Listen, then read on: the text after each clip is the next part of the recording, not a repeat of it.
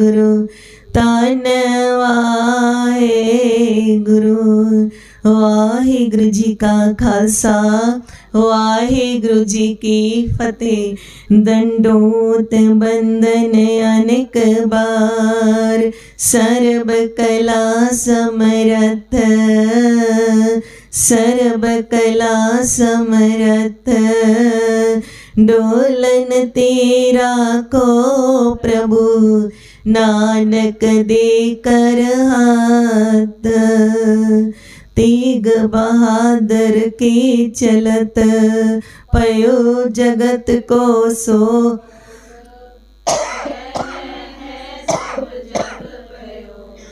जय जय जय सुरलोक है सब। जय जय जय सुरलोक। धन गुरु तेग बहादुर साहब, धन धन भाई मती दास जी, धन धन भाई सती दास जी, धन धन भाई दयाला जी। आओ उन्हां सब दियां शहीदियां नूं नतमस्तक होइए, समर्पित होइए। महाराज दे जिहड़े ने दर्शन दीदार करिए कि शहीदी तो पहला कैसा समा सी। एक अंग्रेज ने भी भाई कान सिंह नाभा जी पासों पुछया कि जिहड़ा ਇਹ ਤੁਹਾਡਾ ਸਿੱਖੀ ਪੰਥ ਤੇ ਇਹਨੂੰ ਪਾਤਸ਼ਾਹੀ ਕਿਵੇਂ ਮਿਲੀ, ਇਹ ਰਾਜ ਕਿਵੇਂ ਕਰਦਾ ਪਿਆ ਹੈ ਤੇ ਆਪਸ ਵਿੱਚ ਰਿਸ਼ਤੇ ਕਿਵੇਂ ਚੰਗੇ ਤੇ ਖਰਾਬ ਹੁੰਦੇ ਰਹੇ। ਉਹ ਸਾਰੀ ਕਥਾ ਉਹਨਾਂ ਨੇ ਪੰਥ ਪ੍ਰਾਚੀਨ ਜਿਹੜਾ ਪੰਥ ਪ੍ਰਕਾਸ਼ ਗ੍ਰੰਥ ਹੈ ਉਹਦੇ ਵਿੱਚ ਲਿਖੀ ਹੈ। ਤੇ ਉਹ ਕਹਿੰਦੇ ਨੇ ਕਿ महाराज दे घर नाल मुगलों का जिहड़ा कदी रुस्से होना कदी मन जाना यह शुरू तो ही चलता रहा। हालांकि बाबर ने गुरु नानक पातशाह कोलों झोली अड के 7 पुश्तां दा राज मंगिया सी। गुरु नानक पातशाह दे आशीर्वाद नाल ही उन्हां नूं राज मिलिया सी। पर महाराज ने कहा सी जुल्म दा राज ना करना, बेइंसाफी ना करना। आप जी नूं अगर याद है तो भाई तारा जी की साखी सुनाई सी कि लाहौर भी जदों कहर वापर रहा सी ते भाई तारा जी ने जदों याद कराया कि मैं गुरु नानक दा सिख हाँ ते फिर बाबर ने की किया सी भी छड़ दिओ ते फिर हुण अगे होर कतलेआम ना करो। जिहड़े पहले जिहड़े शासक होए ना मुगल शासक चौथी पातशाही तक वो फिर भी कहंदे वेला वक्त विचार लैंदे सी। वो पीरी दी जिहड़ी गद्दी है अजमत है उहदा ध्यान भी रखते सी ते उन्हां दे मन विच यह भी पै हुंदा सी जे प्रजा विच बगावत फैल गई ते राज करना औखा होएगा। इस करके वो गुरु घर नाल कोई बहुत मत्था नहीं लांदे सी। आप अकबर तीसरे पातशाह दे समय पंगत विच बैठ के लंगर छक के गया। पर जदों गुरु नानक पातशाह तो बाद गुरु अंगद देव जी ने 12 साल गुरियाई की, फिर गुरु अमरदास जी ने 22 साल गुरियाई की, गुरु रामदास जी की भी 7 साल की गुरियाई। इस तरह ही खुशियां वंडदे हुए होई। अकबर तो बाद जिहड़ा शासक आना है, अकबर अपना अगे सिंहासन ते अपना पोतरा बिठाना चाहता सी खुसरो। पर जहांगीर अकबर दा पुत्र सी, राज उन्होंने चाहिदा सी ते उन्होंने यह गल चंगी नहीं लग रही सी। ते जेड़े अकबर दे होर अगे मुलाजम सी ना वड्डे सभासद, उन्होंने कहा कि राज तैनू गद्दी ते बिठावांगे पर तैनू साडी गल मननी पेगी। कहते केड़ी गल मननी पेगी? ओदे कोल एक सी शेख अहमद सरंदी। ਉਹਨੇ ਕਿਹਾ कि बई वो कट्टर जड़ा ना वो मुसलमान सी। वो कहता कि मैं चाहता वा कि मैं पंजाब विच सारे इस्लाम दा जड़ा है वो प्रचार करा, सारा ही जड़ा हिंदुस्तान है वो इस्लाम कबूल करे। ये ओदी ख्वाहिश सी सब तो पहले। जदों असीं फतेहगढ़ साहब जाते हाँ तो बस्सी पठाणे वाल जदों जाइए ना तो आधा किलोमीटर हले फतेहगढ़ साहब तो अगे जाइए तो रोज़ा शरीफ ओदी कबर बनी हुई है उस सरहंदी शेख दी। ओदी ये ख्वाहिश सी। उन्हें कहा कि तैनू जहांगीर असी बनावांगे, सिंघासन ते बिठावांगे, पर जे तू जेड़ा इस्लाम दा प्रचार करन दे रस्ते अंदर रोड़े ने ना जिन्हां नूं चुक लवें ते ओ फिर कौन ने? कहंदे जी गुरु अर्जन देव महाराज जेड़ा इन्ना ज़्यादा प्रचार कर रहे ने कि उन्हां नूं 25 साल दी गुरियाई भी ते उस तो इलावा जो महाराज ने दरबार साहब सरोवर ताल दा निर्माण कराना, डिठे सबे तहो नहीं तुझ जिया ऐसे सुंदर जिहड़े 68 तीरथ पुन वाले स्थान ने उन्हां दा निर्माण कराना, फिर आदि गुरु ग्रंथ साहब जी की संपादना कराना। ਵੱਡੇ ਵੱਡੇ ਮੁਸਲਮਾਨ ਫਕੀਰ ਵੀ ਬਾਣੀ ਪੜ੍ਹਨ ਲੱਗ ਗਏ, ਸਾਈਂ ਮੀਆਂ ਮਿਰਜ਼ ਵੀ ਸੁਖਮਨੀ ਸਾਹਿਬ ਪੜ੍ਹਨ ਲੱਗ ਗਏ। ਇਹ ਗੱਲ ਜਿਹੜੀ ਹੈ ਉਹਨਾਂ ਦੇ ਮੁਸਲਮ ਜਿਹੜੇ ਪੀਰ ਨੇ, ਕਾਜੀ ਨੇ, ਉਹਨਾਂ ਕੋਲੋਂ ਬਰਦਾਸ਼ਤ ਨਹੀਂ ਹੋ ਰਹੀ ਸੀ ਵੀ ਇਹ ਹੋ ਕੀ ਰਿਹਾ, ਤੇ ਕਹਿੰਦੇ ਇਹਨਾਂ ਨੂੰ ਹਟਾਉਣਾ ਪਏਗਾ। ਇਹ ਗੱਲ ਜਹਾਂਗੀਰ ਨੇ ਕਬੂਲ ਕਰ ਲਈ, ਤੇ ਜਹਾਂਗੀਰ ਨੇ ਹੀ ਫਿਰ ਜਿਹੜਾ ਨੇ ਉਹਨੇ ਆਪਣੀ ਜਿਹੜੀ ਇੱਕ ਪੁਸਤਕ ਲਿਖੀ ਹੈ, ਆਪਣੀ ਡਾਇਰੀ, ਜਿਹਦੇ 'ਚ ਉਹਨੇ ਆਪਣੀ ਜੀਵਨੀ ਲਿਖੀ ਹੈ, ਜਿਹਨੂੰ ਕਹਿੰਦੇ ਨਾ ਤੁਜ਼ਕੇ ਜਹਾਂਗੀਰੀ। ਉਹਦੇ ਵਿੱਚ ਉਹਨੇ ਲਿਖਿਆ ਹੈ ਕਿ ਮੈਂ ਗੁਰੂ ਅਰਜਨ ਦੇਵ ਜੀ ਨੂੰ ਤਾਂ ਵਾਰੰਟ ਜਾਰੀ ਕੀਤੇ, ਤਾਂ ਉਹਨਾਂ ਨੂੰ ਗ੍ਰਿਫਤਾਰ ਕਰਨ ਦਾ ਜਿਹੜਾ ਹੈ ਆਦੇਸ਼ ਜਾਰੀ ਕੀਤਾ, ਕਿਉਂਕਿ ਉਹ ਆਪਣੀ ਝੂਠ ਦੀ ਦੁਕਾਨ ਉਹ ਲਿਖਦਾ ਹੈ 3-4 ਪੁਸ਼ਤਾਂ ਤੋਂ ਚਲਾ ਰਹੇ ਸੀ। ਤੇ ਗੋਇੰਦਵਾਲ ਸਾਹਿਬ ਬੈਠੇ ਹੋਏ ਸੀ ਵਿਆਸਾ ਦੇ ਕੰਢੇ, ਤੇ ਜਿਹੜਾ ਮੇਰਾ ਪੁੱਤਰ ਹੈ ਖੁਸਰੋ ਉੱਥੇ ਗਿਆ ਹੈ ਤੇ ਉਹਨੂੰ ਤਿਲਕ ਕਰਕੇ ਬਾਦਸ਼ਾਹ ਹੋਣ ਦਾ ਜਿਹੜਾ ਖਿਤਾਬ ਦੇਤਾ ਵੀ ਬਾਦਸ਼ਾਹ ਤੂੰ ਬਣੇਗਾ। ਤੇ ਮੈਂ ਇਸ ਗੱਲ ਤੋਂ ਬੜਾ ਗੁੱਸੇ ਸੀ, ਤੇ ਉਹ ਪ੍ਰਚਾਰ ਵੀ ਸਹੀ ਨਹੀਂ ਕਰ ਰਹੇ ਸੀ, ਇਸ ਕਰਕੇ ਉਹਨਾਂ ਨੂੰ ਗ੍ਰਿਫਤਾਰ ਕਰਨ ਦਾ, ਉਹਨਾਂ ਦੇ ਪਰਿਵਾਰ ਤੇ ਉਹਨਾਂ ਦੀ ਸਾਰੀ ਜਿਹੜੀ ਸੰਪत्ति ਹੈ ਉਹਨੂੰ ਜ਼ਬਤ ਕਰਨ ਦਾ ਮੈਂ ਆਦੇਸ਼ ਦਿੱਤਾ। ਇਹ ਗੱਲ ਉਹਨੇ ਆਪ ਮੰਨੀ ਹੈ। ਪਰ ਕਹਿੰਦੇ ਜਹਾਂਗੀਰ ਨੇ ਜਦੋਂ ਹੋ ਜਾਂਦੀਆਂ ਨੇ ਸ਼ਹੀਦੀਆਂ, ਉਸ ਤੋਂ ਬਾਅਦ ਮੀਰੀ ਪੀਰੀ ਦੀ ਕਿਰਪਾਨਾਂ ਪਹਿਨਦੇ ਨੇ 6ਵੇਂ ਪਾਤਸ਼ਾਹ। 6ਵੇਂ ਪਾਤਸ਼ਾਹ 38 ਸਾਲ ਗੁਰਿਆਈ ਤਖਤ ਤੇ ਵਿਰਾਜਮਾਨ ਰਹਿੰਦੇ ਨੇ। ਜਦੋਂ ਗਵਾਲੀਅਰ ਦੇ ਕਿਲੇ ਤੋਂ ਬਾਹਰ ਨਿਕਲਦੇ ਨੇ, ਫਿਰ ਜਿਹੜਾ ਜਹਾਂਗੀਰ ਹੈ ਉਹ ਮਹਾਰਾਜ ਪਾਸੋਂ ਮਾਫੀ ਮੰਗਦਾ ਆ ਕੇ ਦਰਬਾਰ ਸਾਹਿਬ, ਕਿਉਂਕਿ ਚੰਦੂ ਕੋਲੋਂ ਮਹਾਰਾਜ ਜਿਹੜਾ ਹੈ ਉਹਨੂੰ ਸਜ਼ਾ ਦੇ ਚੁੱਕੇ ਹੁੰਦੇ ਨੇ। ਤੇ ਮਾਤਾ ਗੰਗਾ ਜੀ ਪਾਸ ਆ ਕੇ ਤੇ ਗੁਰੂ ਹਰਗੋਬਿੰਦ ਸਾਹਿਬ ਪਾਸ ਆ ਕੇ ਆਪ ਜਹਾਂਗੀਰ ਮਾਫੀ ਮੰਗਦਾ ਹੈ ਆਪਣੇ ਕੀਤੇ ਹੋਏ ਗੁਨਾਹਾਂ ਦੀ। ਜਦੋਂ ਸ਼ਰਨ ਵਿੱਚ ਆ ਜਾਂਦਾ ਤੇ ਗੁਰੂ ਘਰ ਵੱਲੋਂ ਮਾਫੀ ਮਿਲ ਜਾਂਦੀ ਹੈ ਵਾਹਿਗੁਰੂ, ਤੇ ਉਹ ਮਾਫੀ ਮਿਲ ਜਾਣ ਕਰਕੇ ਉਹ ਫਿਰ ਆਪਸ ਵਿੱਚ ਜਿਹੜੀ ਪੁਰਾਣੀ ਨਾਰਾਜ਼ਗੀ ਹੁੰਦੀ ਹੈ ਉਹ ਦੂਰ ਹੋ ਜਾਂਦੀ ਹੈ। ਤੇ ਫਿਰ ਉਹ ਮਹਾਰਾਜ ਦੇ ਨਾਲ ਸ਼ਿਕਾਰ ਤੇ ਵੀ ਜਾਂਦਾ ਹੈ। ਅਸੀਂ ਸਾਖੀਆਂ ਦੇ ਦਰਸ਼ਨ ਕਰਦੇ ਹਾਂ, ਇਤਿਹਾਸ ਬੜਾ ਲੰਬਾ ਹੈ ਅੱਗੇ। ਫਿਰ ਮਹਾਰਾਜ ਕਹਿੰਦੇ, ਫਿਰ ਮਹਾਰਾਜ 7ਵੇਂ ਪਾਤਸ਼ਾਹ ਪਾਸ ਵੀ ਜਦੋਂ ਰਾਜ ਆਇਆ, ਪਰ 6ਵੇਂ ਜਦੋਂ ਜਹਾਂਗੀਰ ਤੋਂ ਬਾਅਦ ਸ਼ਾਹਜਹਾਂ ਪਾਸ ਕਹਿੰਦੇ ਰਾਜ ਆਇਆ ਨਾ, ਉਹਨੇ ਫਿਰ ਅੱਤ ਚੁੱਕੀ। ਉਹਨੇ 4 ਜੰਗਾਂ ਲੜੀਆਂ ਮਹਾਰਾਜ ਨਾਲ 6ਵੇਂ ਪਾਤਸ਼ਾਹ ਨਾਲ, 4 ਵਿੱਚ ਉਹਦੀ ਹਾਰ ਹੋਈ। ਤੇ ਫਿਰ ਉਹਨੂੰ ਲੱਗਿਆ ਕਿ ਉਹਦੇ ਪਿਤਾ ਦਾ ਫੈਸਲਾ ਠੀਕ ਸੀ, ਇਹ ਉੱਚਾ ਘਰ ਹੈ, ਇਹਦੇ ਨਾਲ ਮੱਥਾ ਲਾਣਾ ਠੀਕ ਨਹੀਂ। ਤੇ ਦੂਸਰੀ ਗੱਲ ਉਹਦੇ ਨਾਲ ਇਹ ਵਾਪਰੀ ਕਿ ਜਿਹੜਾ ਸ਼ਾਹਜਹਾਂ ਦਾ ਪੁੱਤਰ ਸੀ ਦਾਰਾ ਸ਼ਿਕੋ, ਉਹਦਾ ਇੱਕ ਹੋਰ ਪੁੱਤਰ ਸੀ, 2 ਪੁੱਤਰ ਦਾਰਾ ਸ਼ਿਕੋ ਤੇ ਔਰੰਗਜ਼ੇਬ।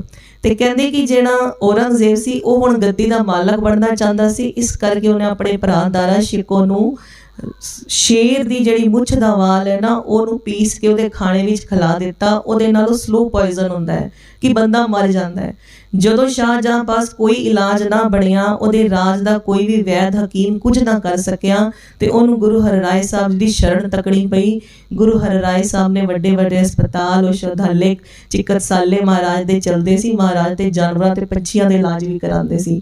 ਮਹਾਰਾਜ ਇੰਨੇ ਦਿਆਲੂ ਸੀ, ਕਿਉਂ ਮਹਾਰਾਜ ਦੇ ਪਾਸੋਂ ਇੱਕ ਫੁੱਲ ਦੇ ਟੁੱਟਣ ਦਾ ਦਰਦ ਵੀ ਬਰਦਾਸ਼ਤ ਜਿਹੜਾ ਉਹਨਾਂ ਨੂੰ ਸਿਖਾਇਆ ਕੀ ਗਿਆ ਸੀ ਕਿ ਆਪਣਾ ਜਿਹੜਾ ਚੋਲਾ ਹੈ ਉਹਨੂੰ ਸੰਭਾਲ ਕੇ ਟੁਰਨਾ ਹੈ।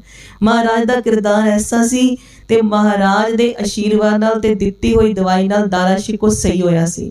ਇਸ ਕਰਕੇ ਸ਼ਾਹਜਹਾਂ ਵੀ ਦਰ ਕਰ ਅੱਗੇ ਝੁਕਦਾ ਸੀ। ਪਰ ਉਹ ਜਿਹੜਾ ਔਰੰਗਜ਼ੇਬ ਹੈ ਉਹਦੇ ਮਨ ਵਿੱਚ ਵੈਰ ਆ ਗਿਆ ਕਿ ਦਾਰਾ ਸ਼ਿਕੋ ਦਾ ਇਲਾਜ ਹੋ ਗਿਆ, ਦਾਰਾ ਸ਼ਿਕੋ ਸਹੀ ਹੋ ਗਿਆ, ਦਾਰਾ ਸ਼ਿਕੋ ਨੂੰ ਗੁਰੂ ਘਰ ਜਿਹੜਾ ਹੈ ਉਹ ਸ਼ਰਨ ਮਿਲੀ ਹੈ। ਇਸ ਕਰਕੇ ਉਹ ਮਹਾਰਾਜ ਦੇ ਘਰ ਦਾ ਪਹਿਲੇ ਤੋਂ ਹੀ ਵੈਰੀ ਬਣ ਗਿਆ। ਪਰ ਉਹਨੇ ਆਪਣੇ ਸਾਰੇ ਖਾਨਦਾਨ ਦਾ ਕਤਲੇਆਮ ਕਰਕੇ ਜਦੋਂ ਉਹ ਸਿੰਘਾਸਨ ਤੇ ਬੈਠ ਜਾਂਦਾ ਹੈ, ਤੇ ਫਿਰ ਗੁਰੂ ਹਰਿਰਾਏ ਸਾਹਿਬ ਕਹਿੰਦੇ ਨੇ ਕਿ ਇਸ ਮਲੇਚ ਨੂੰ ਮੱਥੇ ਨਹੀਂ ਲਾਣਾ ਜਿਹਨੇ ਗੱਦੀ ਕਰਕੇ ਆਪਣੇ ਭਰਾਵਾਂ ਦਾ ਤੇ ਪਿਓ ਦਾ ਵੀ ਕਤਲ ਕਰ ਦਿੱਤਾ ਹੈ। ਪਰ ਉਹ ਵੈਰ ਰੱਖਦਾ ਹੋਇਆ ਗੁਰੂ ਹਰਿਰਾਏ ਸਾਹਿਬ ਨੂੰ ਦਿੱਲੀ ਬੁਲਾਉਂਦਾ ਹੈ। ਮਹਾਰਾਜ ਆਪਣੇ ਵੱਡੇ ਪੁੱਤਰ ਨੂੰ ਭੇਜਦੇ ਨੇ, ਉਹ ਜਾ ਕੇ ਗੁਰੂ ਹਰਿਰਾਏ ਸਾਹਿਬ ਜੀ ਦੇ ਵੱਡੇ ਸੁਪੁੱਤਰ ਰਾਮ ਰਾਏ ਜੀ ਉਹ ਸੰਧੀਆਂ ਕਰ ਲੈਂਦੇ ਨੇ। ਫਿਰ ਗੁਰਤਾ ਗੱਦੀ ਗੁਰੂ ਹਰਕ੍ਰਿਸ਼ਨ ਸਾਹਿਬ ਜੀ ਨੂੰ ਮਿਲਦੀ ਹੈ। ਗੁਰੂ ਹਰਕ੍ਰਿਸ਼ਨ ਸਾਹਿਬ ਜੀ 3 ਸਾਲ ਗੁਰਤਾ ਗੱਦੀ ਤੇ ਵਿਰਾਜਮਾਨ ਰਹਿੰਦੇ ਨੇ, ਪਰ ਉਹ ਔਰੰਗਜ਼ੇਬ ਨੂੰ ਮੱਥੇ ਨਹੀਂ ਲਾਉਂਦੇ।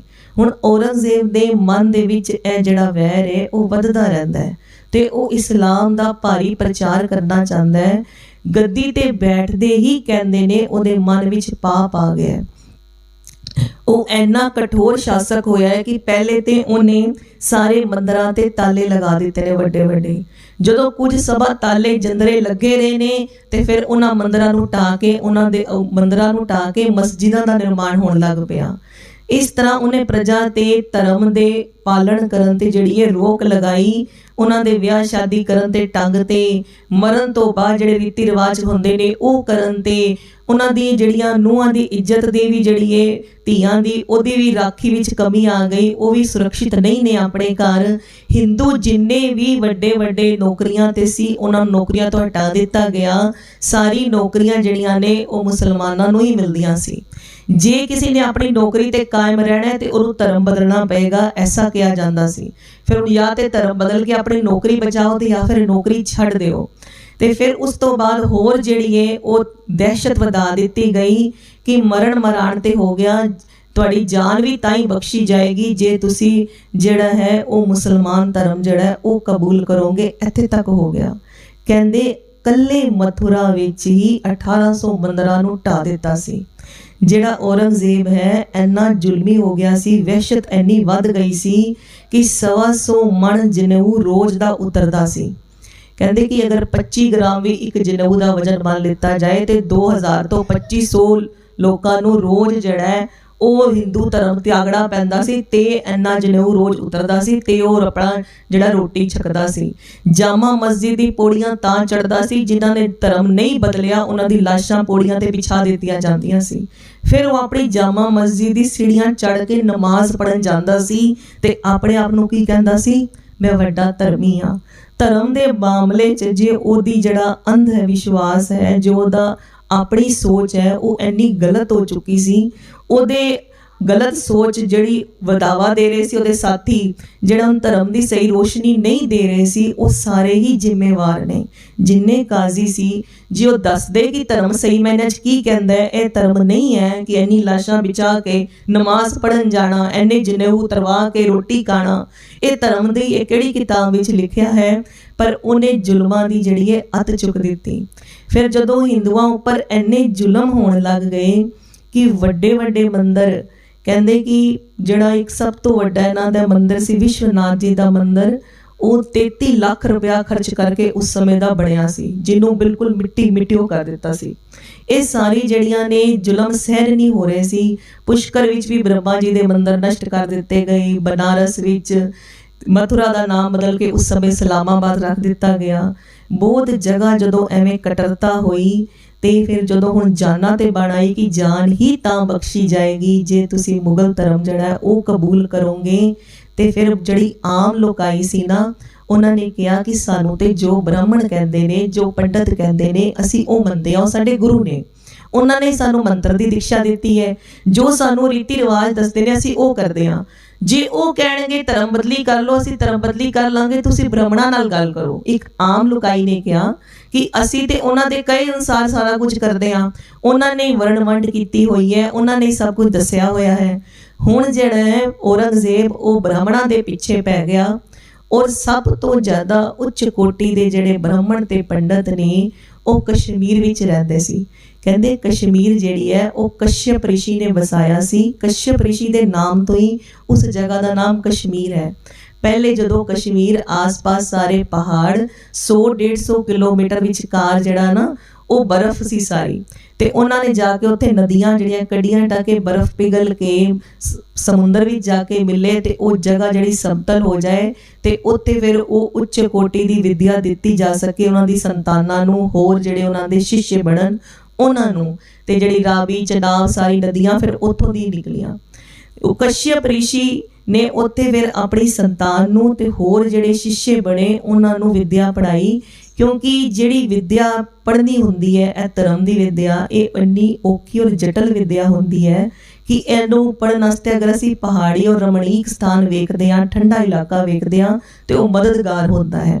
ਉਸ ਤੋਂ ਪਹਿਲੇ ਆਦਿ ਗੁਰੂ ਸ਼ੰਕਰਾਚਾਰਿਆ ਜੀ ਨੇ ਵੀ ਕਹਿੰਦੇ ਨੇ ਉੱਥੇ ਤਪ ਕੀਤਾ ਸੀ, ਤੇ ਫਿਰ ਉਸ ਜਗ੍ਹਾ ਤੇ ਜਿਹੜੇ ਸੀ ਨਾ ਮਹਾਰਾਜ ਕਹਿੰਦੇ ਕਿ ਵੀ ਉੱਥੇ ਜਿਹੜਾ ਸਰੂਪ ਵੀ ਹੈ ਨਾ, ਪੰਥ ਪ੍ਰਕਾਸ਼ ਵਿੱਚ ਲਿਖਿਆ ਕਿ ਜਿਹੜਾ ਉੱਥੇ ਸਰੂਪ ਸ਼ਕਲਾਂ ਵੀ ਨੇ ਉਹ ਬੜੀਆਂ ਸੋਹਣੀਆਂ ਸੋਹਣੀਆਂ ਨੇ, ਤੇ ਉਹ ਸਾਰੇ ਇੱਕੋ ਜਿਹੇ ਸੋਹਣੀਆਂ ਮੂਰਤਾਂ ਵਾਲੇ ਪੰਡਤ ਸੀ ਜਿਨ੍ਹਾਂ ਕੋਲ ਵਿੱਦਿਆ ਦਾ ਧਨ ਬਹੁਤ ਸੀ। ਜਿਹੜੇ ਇੱਥੋਂ ਦੇ ਕੁਰੂਕਸ਼ੇਤਰ, ਇਲਾਹਾਬਾਦ, ਬਨਾਰਸ, ਸਾਰੇ ਜਿਹੜੇ ਇਸ ਜਗ੍ਹਾ ਦੇ ਅਯੋਧਿਆ ਦੇ ਸਾਰੇ ਪੰਡਤ ਸੀ ਉਹ ਕਸ਼ਮੀਰੀ ਪੰਡਤਾਂ ਨਾਲ ਜਾ ਕੇ ਮਿਲਦੇ ਨੇ ਕਿ ਹੁਣ ਕੀ ਕਰੀਏ।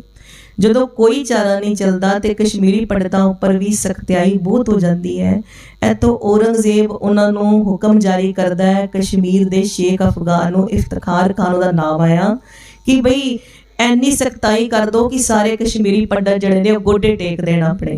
जदों ਐਨੀ सख्ताई की गई तो उन्होंने कुछ होर ना सुझिया तो 6 महीने की मोहलत मंगी कि सानू 6 महीने की मोहलत दी जाए, असी आपस में विचार करके सारे देश दे, क्योंकि छोटे इलाके दे ते है नहीं ना।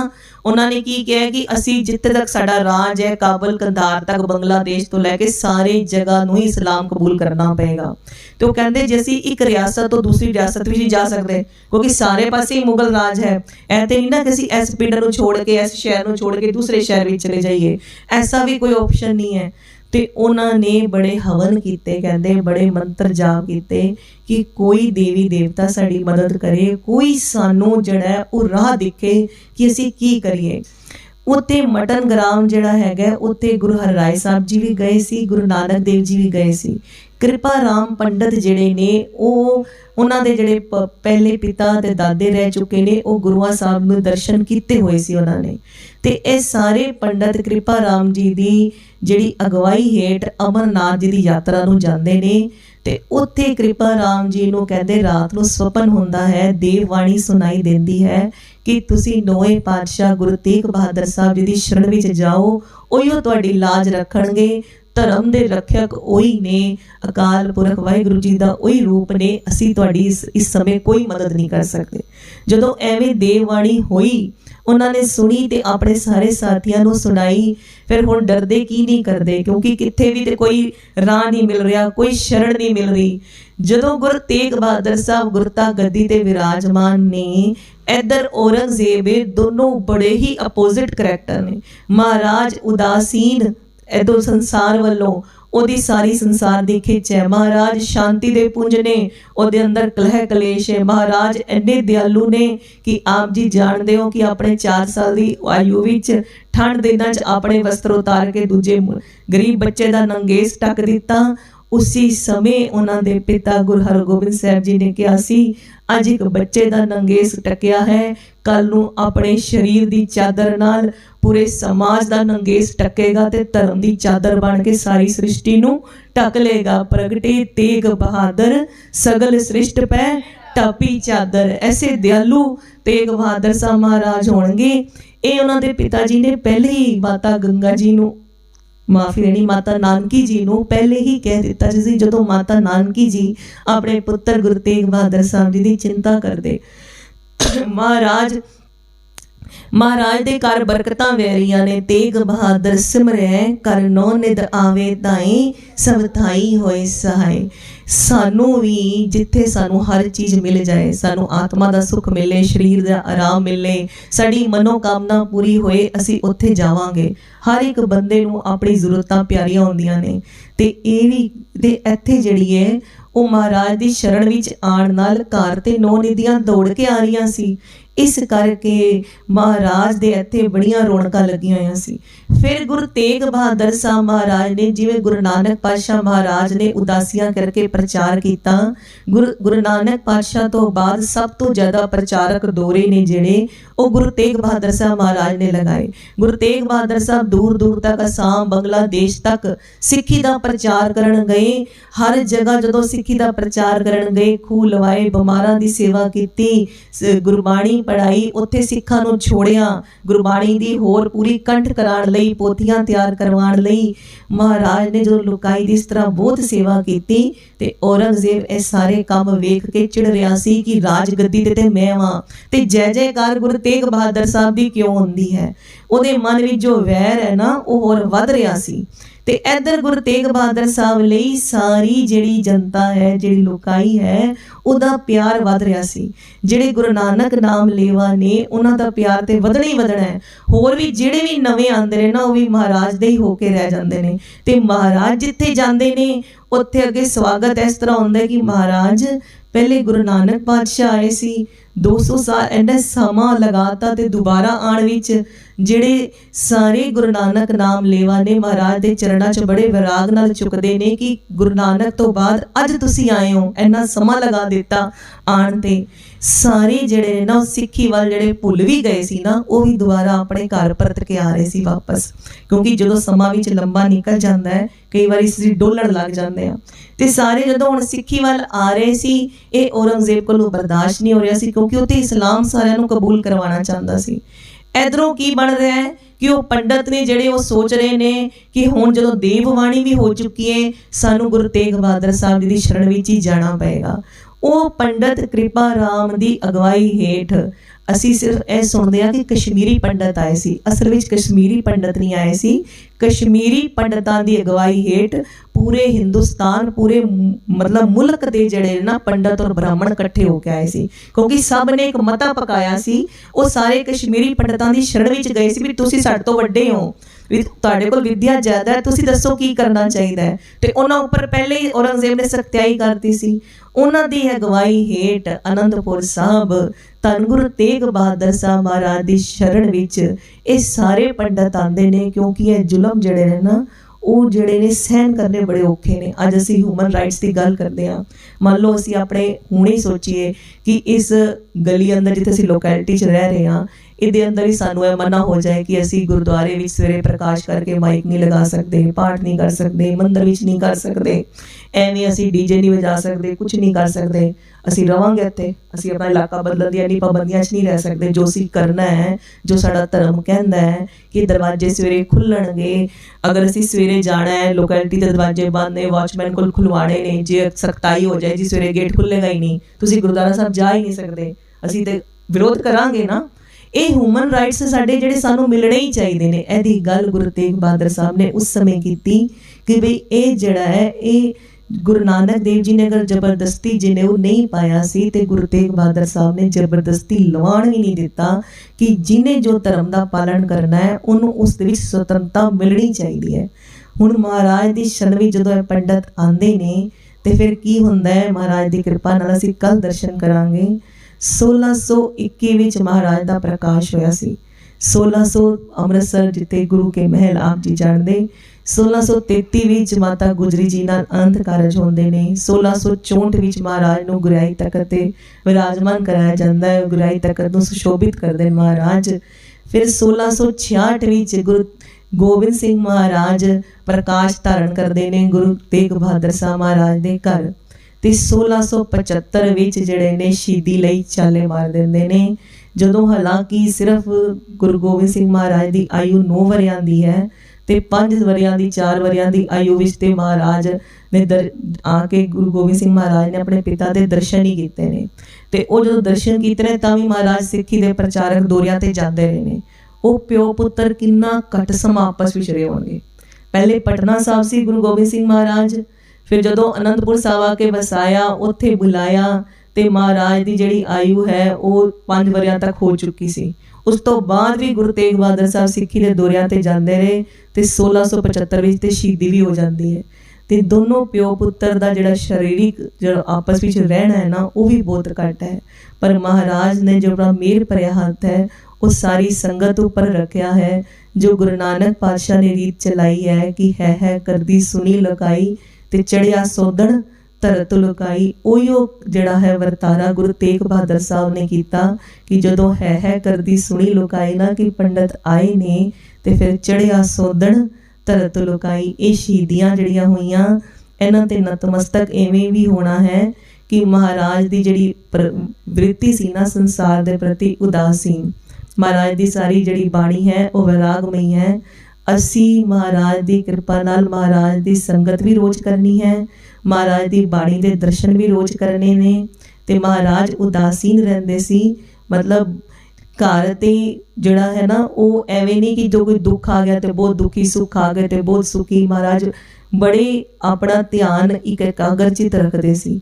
ਅਸੀਂ ਮਹਾਰਾਜ ਪਾਸੋਂ ਮਿੰਨਤਾਂ ਕਰਨੀਆਂ ਨੇ ਕਿ ਮਹਾਰਾਜ ਕਿਰਪਾ ਕਰੋ, ਜੋ ਅਸੀਂ ਵੀ ਕੱਲ ਸੰਗਤ ਵਿੱਚ ਅਭਿਆਸ ਸੁਣਿਆ ਵੀ ਜਿੰਨੀ ਕਮੀ ਨਾਹੀ ਗੁਣ ਤੇ ਕਮੜੇ विसार असी भी कोई एवें दे काम इन्हां दिनां विच ना करिए जिहड़े काम करन नाल तुहाडे दर करदा कोई भी गुण हासिल नहीं हुंदा। जिहड़े बेकार दे कम्मे ने मत शर्मिंदा थी वही साईं दे दरबार। जे सानू साईं दे दरबार विच शर्मिंदा होना पए, साडा ध्यान आप जी दे चरणां वल, आप जी दी गुरबाणी नाल जुड़िया ही रहे। महाराज ऐसी कृपा करनी कि महाराज नू याद कीतियां हर जगह सहाई होंदे ने ते सारी रिधियां सिद्धियां नाम सब दौड़ के साडे अंदर आ वसदे ने।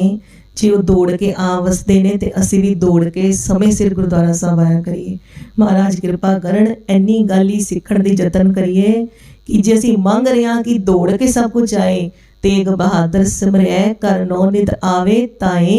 ताए का मतलब होता है दौड़ के आना, ताए जोड़ फटाफट आना।